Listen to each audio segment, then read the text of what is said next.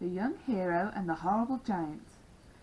God's people had had some scary enemies, but the Philistines were the scariest of them all, and now the Philistines had come to fight them.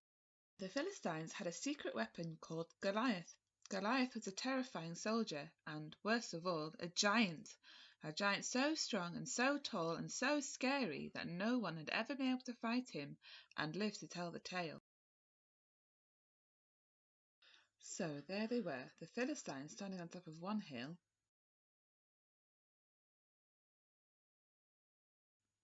and all the way across on the other hill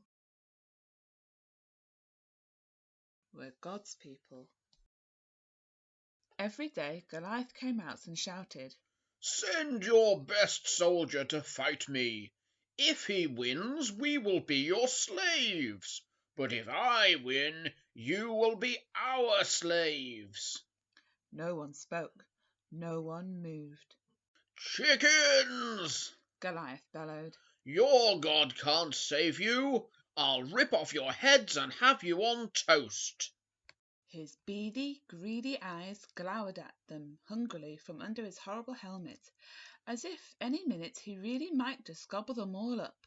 He laughed his terrible laugh, which boomed, echoing horribly around and around the dry, dry valley.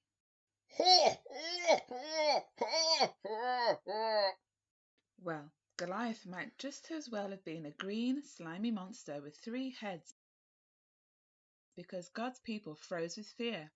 Their eyes glazed over, then they turned deathly pale. They knew if someone didn't do something quick, if someone didn't save them, but God would do something. He would send someone to save them. Now, you remember that David was the youngest son of Jesse? Well, his brothers were soldiers in the army. One day, when David brought his brothers their lunches, he saw Goliath, and he saw how scared everyone was. "Don't be afraid," David said. "I'll fight him for you." "You're only a little shepherd boy," the king said, "and Goliath is a great soldier. How will you fight him?" "God will help me," David said. So the king gave David his royal armor to wear, but it was too heavy and too big, and David couldn't even walk.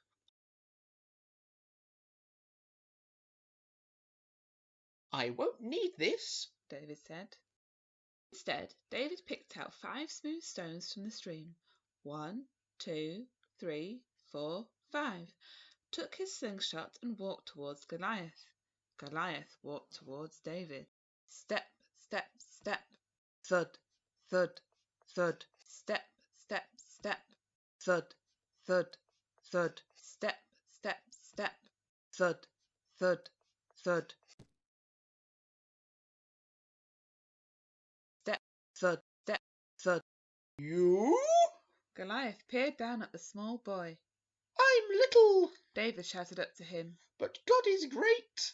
Goliath laughed, an even terribler laugh than usual. It went. With just one swing of his giant sword, Goliath could finish the boy off, but David kept going. "It isn't how strong you are, or how many swords and spears you have that will save you. It is God who saves you. This is God's battle, and God always wins his battles." David put a stone in his sling, swung it around, and let it go. The little stone flew whiz like a bullet through the air and struck Goliath thud right between the eyes. Goliath stopped laughing. He stumbled and staggered and crash fell dead. When the Philistines saw Goliath was dead, they ran away, and when God's people saw them running away, they cheered. God had saved his people. David was a hero. Many years later, God would send his people another young hero to fight for them and to save them, for this hero would fight the greatest battle the world has ever known.